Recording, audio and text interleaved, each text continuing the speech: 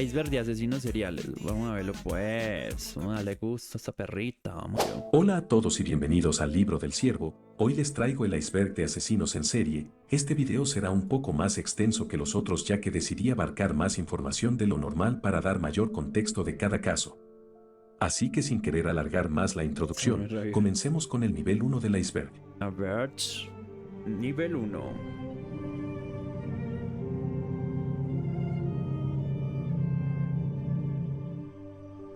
Charles Manson. Charles Manson fue un criminal, sectario y músico aficionado estadounidense, conocido por liderar lo que se conoció como la familia Manson, un grupo de seguidores de Manson que surgió en el desierto de California a finales de los años 1960.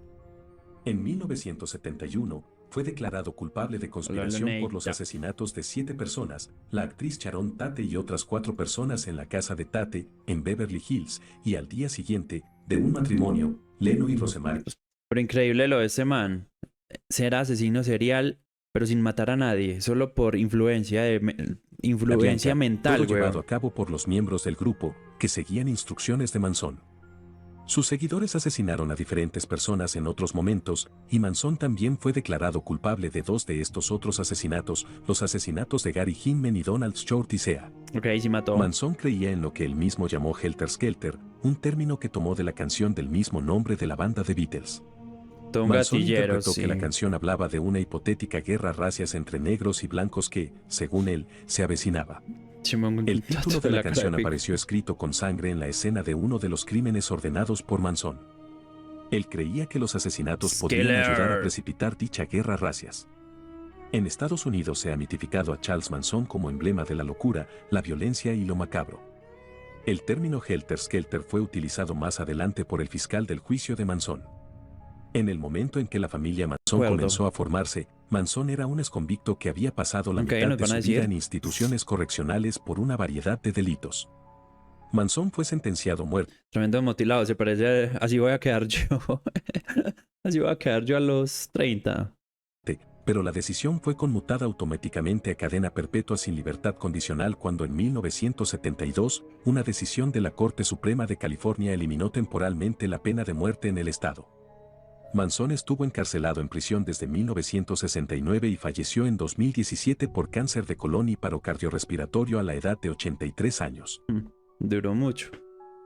El hijo de Sam. David Berkowitz, también conocido como el hijo de Sam, fue un asesino en serie que asesinó alrededor de 6 personas durante todo un año. Todos sus asesinatos fueron con un calibre 44 de un revólver Charter. Este asesino causó tanta revuelta por asesinas a mujeres que solo se encontraba en el asiento del copiloto que la policía notaba el patrón y en 1977 pudieron atraparlo. La policía creía que era un trauma con las mujeres o algún tipo de fetiche pues los escenarios que les dejaba a los policías eran estos. Su modus operandi. Ahí nos dieron. Manson creía que se acercaba una guerra racial, tal y como interpretada en una canción de los Beatles. Culture Cycle. Así se llama la canción y también su profecía. Manson pensaba que los hombres de raza negra se rebelarían contra los blancos y ganaría la batalla. O sea que él solo mataba gente de color. Muy rayado. Consistía en deambular por la calle. Y cuando en el interior del vehículo se hallaba una pareja, disparaba 4 balas a bocajarro desde la ventanilla contigua a la del conductor. Sin embargo, también disparó a mujeres que paseaban solas por la calle, que tuviesen el pelo largo y oscuro. De repente, las mujeres comenzaron a teñirse de rubio o se lo cortaron.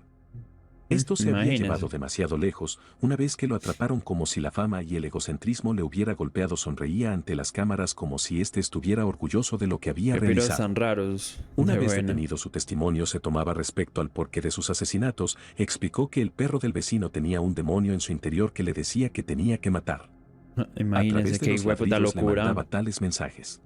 Qué puta el locura, dueño del animal se llamaba Whitcar Sam, de quien se dice que había sido el objeto de la fijación de Berkowitz, y de ahí su apodo. Obviamente nunca se pudo demostrar si esta esquizofrenia era real o fue la excusa que él mismo utilizó para creerse su propia historia sanguinaria. No, la esquizofrenia, weón. Jeffrey Dahmer. Jeffrey Dahmer, apodado el caníbal de Milwaukee o el carnicero de Milwaukee, la serie es muy chimba. Serie responsable de la muerte de 17 hombres y chicos entre 1978 y 1991. A diferencia de otros asesinos mentales que sufrieron en su infancia de maltrato físico y psicológico, este asesino fue un niño amado por sus padres, quienes le proporcionaron todo lo posible para su adecuada educación y buena vida social. El 22 de julio de 1991, Tracy Edwards, su última víctima, consiguió escapar esposado. La policía lo vio y esta vez decidieron investigar. Fueron al apartamento del hombre que lo había esposado y al revisar la habitación descubrieron varias fotografías de cadáveres, restos humanos y una cabeza en el congelador. Dahmer intentó huir, pero fue detenido. Parece. Más tarde, Edwards fue identificado, al salir a explicar su caso en televisión, como acusado de una violación a una chica poco tiempo antes. En su casa se encontraron las paredes llenas de rastros de sangre, cuerpos mutilados, 7 cráneos y demás huesos. Días después, vecinos de Dahmer dispararon a las puertas de su casa ante el horror que causaron sus crímenes. Los psiquiatras que lo atendieron le dijeron que estaba enfermo, por lo que se declaró culpable con atenuante de enajenación mental, para ser condenado a una cárcel especial para enfermos mentales, pero el atenuante fue finalmente rechazado. En principio se había declarado inocente, pero cambió su declaración por la gran cantidad de pruebas encontradas en su contra. No, pero es que el jurado entonces lo declaró mentalmente sano y por consecuencia fue finalmente sentenciado a 15 cadenas perpetuas consecutivas. Milagro no le dieron la... Uy, ustedes han visto el documental. Ese documental es denso. John Wayne Gacy, alias el Pogo, weón. Ese documental es muy, muy chimba. También como Pogo el payaso o el payaso asesino, fue un asesino en serie estadounidense que violentó y mató a 33 hombres jóvenes entre 1972 y 1978. De sus víctimas, 26 fueron enterradas en el semisótano de su propia casa, otras 3 en otros lugares de la casa y otras 4 fueron lanzadas a un río cercano. ¿Dónde te puedo mandar? Se le llamó el payaso asesino porque hacía servicios sociales en desfiles y fiestas de niños vestido de payaso. Se hacía llamar Pogo el payaso, personaje que creó él mismo. Desde temprana edad tuvo una difícil relación con su padre, ya que lo maltrataba, lo golpeaba e incluso dudaba de su sexualidad. Su padre era un alcohólico que abusaba físicamente de su madre. Esto le provocó a John un serio problema, ya que después de un tiempo al entrar en la etapa de la adolescencia tuvo bastantes problemas sexuales. Ese sí fue un el 6 de febrero de 1980 comenzó el juicio de John en Chicago. Durante el juicio, se declaró inocente, alegando problemas de orden mental. Sin embargo, su testimonio fue rotundamente rechazado, ya que se le realizaron estudios de orden mental, dando resultados le dieron negativos, pena de muerte, creo. Es decir, que no tenía ni padecía de problemas mentales. Su abogado argumentó que John tenía lapsos de locura temporal en el momento de cada asesinato, pero antes y después recobraba la normalidad para atraer y disponer de las víctimas.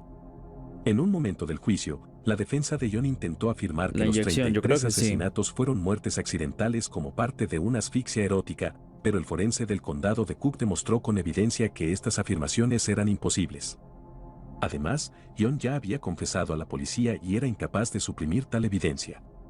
John Wayne Young fue hallado culpable el 13 de marzo y fue sentenciado. Conocido también como Pogo el payaso o el payaso asesino, fue un asesino en serie agredor sexual estadounidense que violó y mató por lo menos 36 jóvenes, su mayoría menores entre 1970 y 1978. Sí, weón. A 21 cadenas perpetuas y 12 penas de muerte. Fue ejecutado por inyección letal el 10 de mayo de 1994. Sus últimas palabras, que revelan su personalidad y su no arrepentimiento por sus crímenes fueron: matarme no hará regresar a ninguna de las víctimas. Uy, qué más macabro, el Estado me weón. Está asesinando, bésenme el c***, nunca sabrán dónde están nosotros. Más feo, gas, por la película.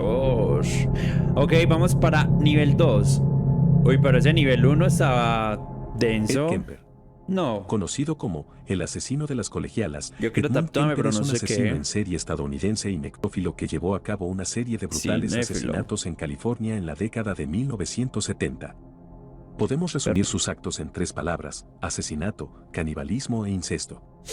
Para empezar, mató a sus abuelos cuando tenía 15 años y luego ajustició y disparó a 6 chicas autoestopistas en el área de Santa Cruz. Dios mío. Luego asesinó a su madre y a uno de sus amigos antes de entregarse a la policía días más tarde. Fue declarado culpable en noviembre de 1973 de 8 cargos de asesinato. Pidió la pena de muerte, pero en cambio recibió la condena de cadena perpetua sin posibilidad de libertad condicional. Es uno de los presos de la prisión estatal de Vacaville. Albert Fish. Su verdadero... ¿Ustedes no creen que darle pena de muerte a a esa gente no es como que darle un regalo? Fish provenía de una familia reconocida por tener... Su propia madre oía voces y veía alucinaciones. Se quedó sin padre a la edad de 5 años y debido a que su madre no podía cuidar de él tuvo que mandarlo a un orfanato donde era víctima de abusos físicos y verbales. Al pasar del tiempo el constante maltrato dejó de causarle dolor y en su lugar causaba en él una gran excitación hasta el punto de provocarle erecciones. Albert, también conocido como Hombre Gris, el Hombre Lobo de Wisteria y posiblemente como el Vampiro de Brooklyn, llegó a casarse y tuvo 6 hijos. Él era un buen padre pero solía pedir hijos que le pegaran en el trasero con palos llenos de clavos. Comenzó a tener relaciones con hombres cuando fue encarcelado en el año 1903 por malversación de fondos. Al tiempo su joven esposa lo abandonó por otro hombre. Le gustaba meterse con los niños inocentes. Atacó alrededor de 100 niños, aunque él mismo dice que fueron cerca de 400. Tenía alucinaciones religiosas donde escuchaba a Dios pidiéndole que se causara acciones a él clavarse alfileres entre el ano y el escroto o debajo de las uñas. Muchos de esos alfileres se aposentaron en la pelvis. Lo que realmente llevó a meterlo a prisión fue el asesinato de Grace Barr. Su hermano trabajaba ayudándole a Fish en una granja cuando conoció a su pequeña hermanita de 10 años y se interesó en ella. Después de ganarse la confianza de sus padres, dijo que la llevaría a una fiesta de cumpleaños pero jamás se volvió a ver a la niña. Se culparon a 2 hombres inocentes que estuvieron en la carta. Al tiempo la madre de la niña recibió una carta de Fish donde mencionaba cómo había acabado con la vida de Grace detalladamente antes de cocinarla y comer de ella durante 9 días. Albert cometió más atrocidades pero el 11 de marzo de 1935 por fin comenzó el juicio para él, donde fue considerado culpable y lo sentenciaron a muerte. Aline Wuornos. Aline Carol Wuornos fue una asesina en serie que mató a 7 hombres. Se cree que fue la primera asesina en serie de los Estados Unidos. Fue condenada por 6 de los asesinatos y sentenciada a muerte, resolución que se llevó a cabo mediante inyección letal. Lo cierto es que Aline había sido sometida a horribles torturas cuando era una niña. Su padre era un pedófilo psicópata que estaba en la cárcel cuando ella nació mientras que su madre era una adolescente inmadura que abandonó a Aline y a su hermano. Criada por sus abuelos. Es que los traumas, marica. Todo esto viene de traumas. Que uno regala levantarse una política. Uy, sí, marica. Pero uno... Casi siempre vienen de traumas. Pero también hay gente que no tiene traumas y también hace atrocidades. Entonces uno, ¿cómo va a comprender el cerebro? Fue víctima del abuso sexual infantil desenfrenado a manos de suelo. Se quedó embarazada como resultado de una violación cuando tenía solo 14 años. Expulsada de la casa de sus abuelos cuando era adolescente, comenzó a ganarse la vida como prostituta. Más tarde comenzó a robar y matar hombres ganando poco a poco la fama de ser la primera asesina en serie estadounidense. Su muerte tuvo lugar el 9 de octubre de 2002 cuando contaba con 46 años. Fred y Rose West. Fred y Rose West, llamados los asesinos de Cromwell Street. Entre 1967 y 1987, Fred West y su esposa Rose torturaron, violaron y asesinaron al menos a 11 mujeres y niñas en Gloucester, Inglaterra. La pareja finalmente fue aprehendida y acusada en 1994 después de que la policía obtuviese una orden de registro y localizara varios huesos humanos enterrados en el jardín y bajo las maderas del suelo de su casa. Su casa fue denominada posteriormente la Casa de los Horrores. Muchos de estos asesinatos reflejaban la depravación sexual de Fred, con un patrón claro de violación, esclavitud y tortura antes de los asesinatos. Fred también tenía interés sexual en sus propias hijas y torturó y mató a 2 de ellas, ayudado por su esposa. No puede ser. Una llamada anónima logró que los crímenes salieran a la luz. Dios. Durante el juicio, Fred West se ahorcó antes de ser condenado. Siempre son todos feos y putados asesinos. Tenía 53 años. Rose West fue encarcelada de por vida en 1995 tras haber sido declarada culpable de 12 cargos de asesinato.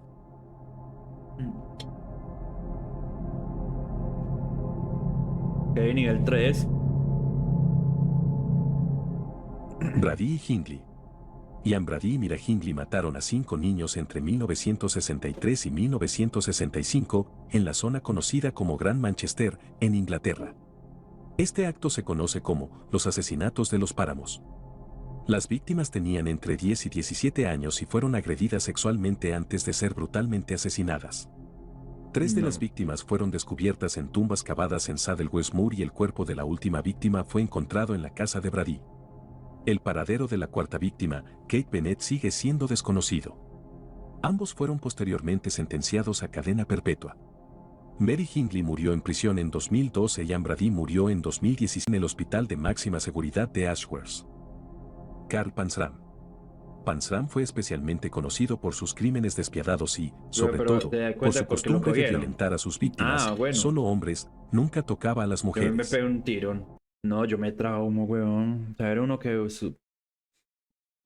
que estuvo al lado con alguien que hizo algo macabro, weón. Uno Esto se entiende como una forma de humillar y someter a sus víctimas en su sed de vengarse por haber sido sometidos sexualmente por indigentes.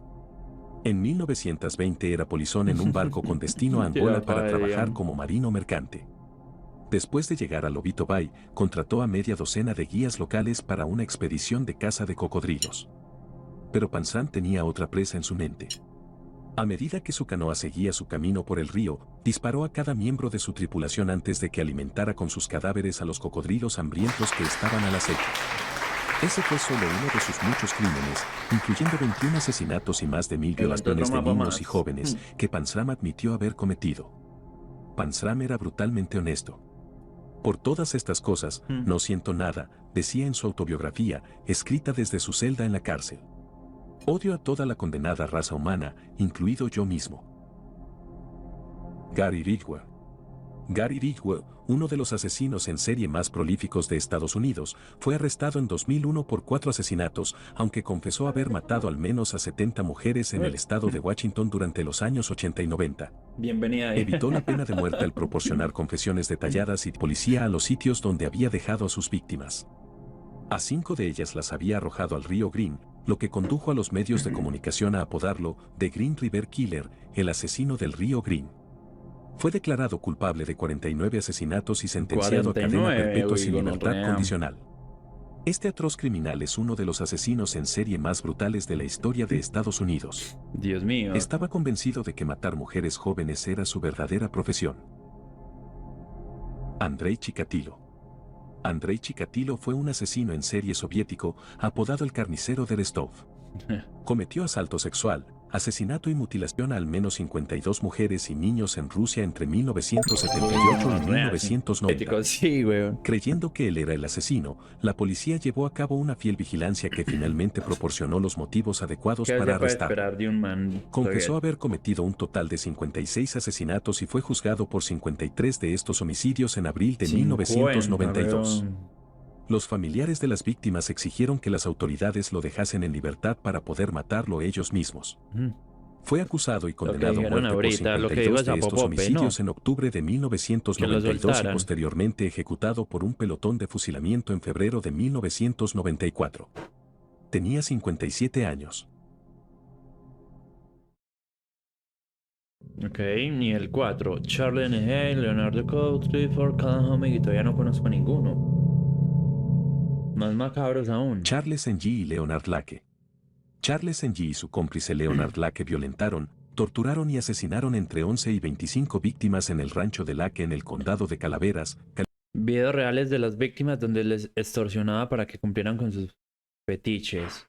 Si usted coopera con nosotros, seremos amables para mantenerla prisionera. Si no, nos veremos obligados a llevarla a la cama, atarla, accederla, dispararle y enterrarla. Uy, gonorrea.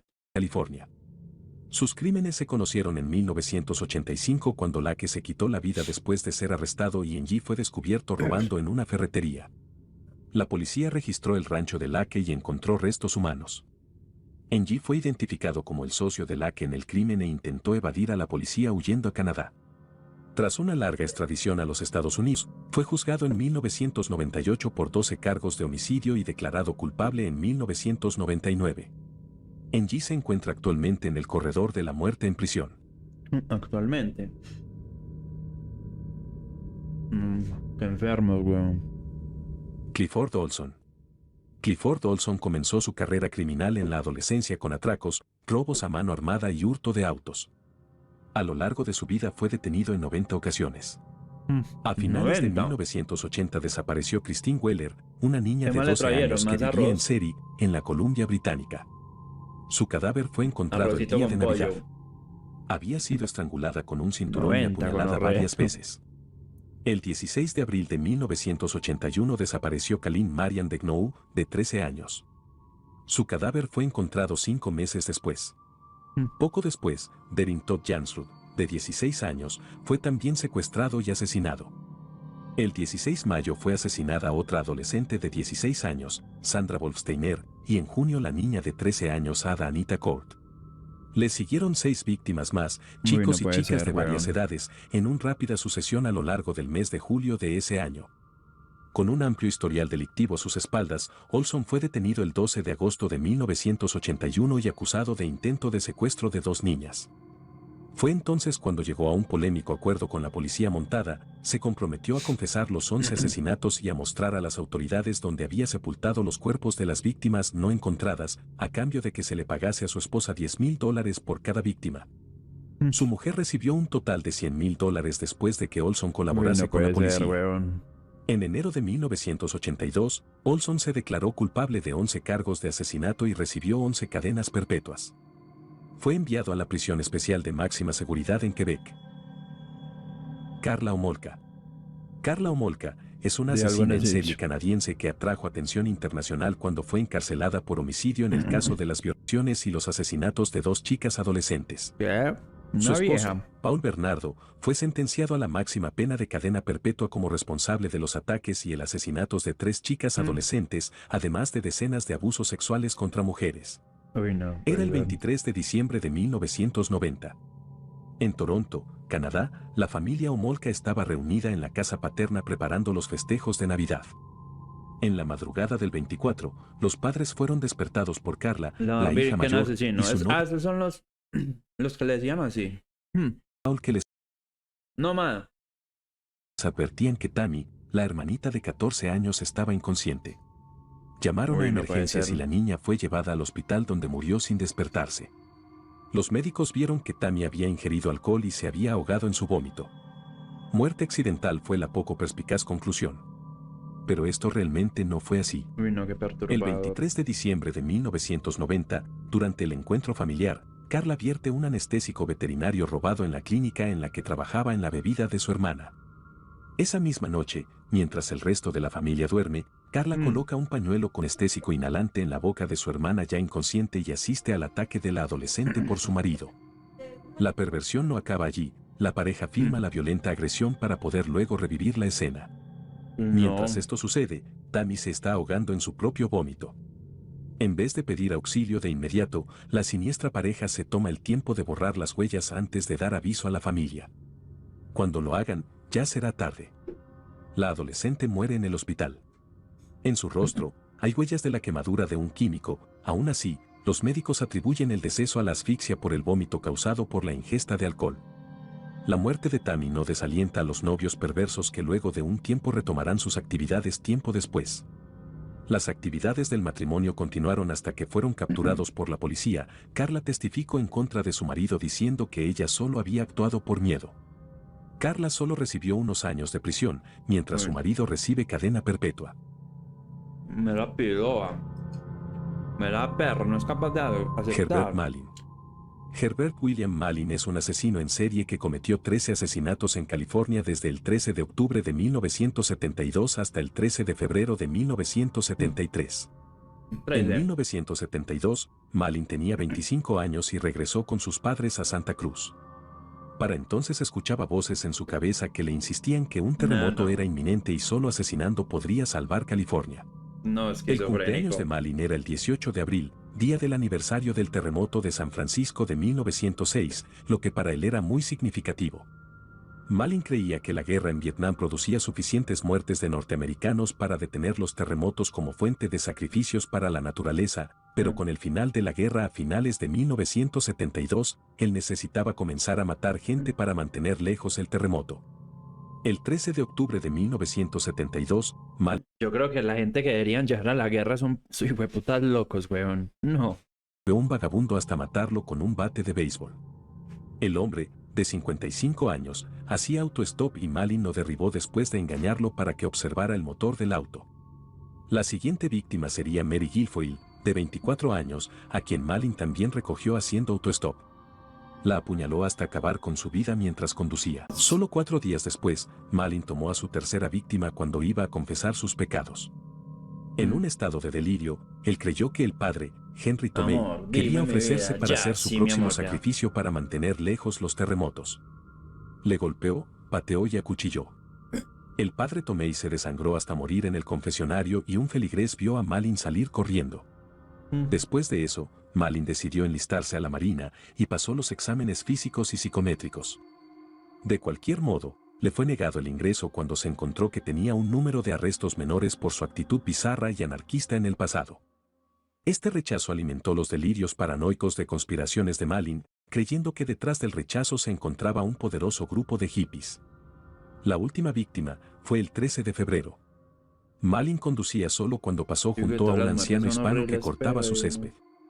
Sin razón aparente, dio la vuelta, paró el coche y apoyándose sobre el capó del coche para apuntar disparó, matándolo instantáneamente. Regresó a su auto y continuó conduciendo tranquilamente.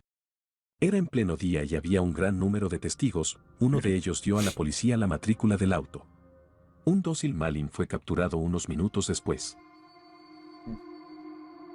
Y bien, hasta aquí dejaré esta primera parte del iceberg ya que aún faltan otros 4 niveles y no quiero... 4 niveles. Estuvo chimba la reaccioncita.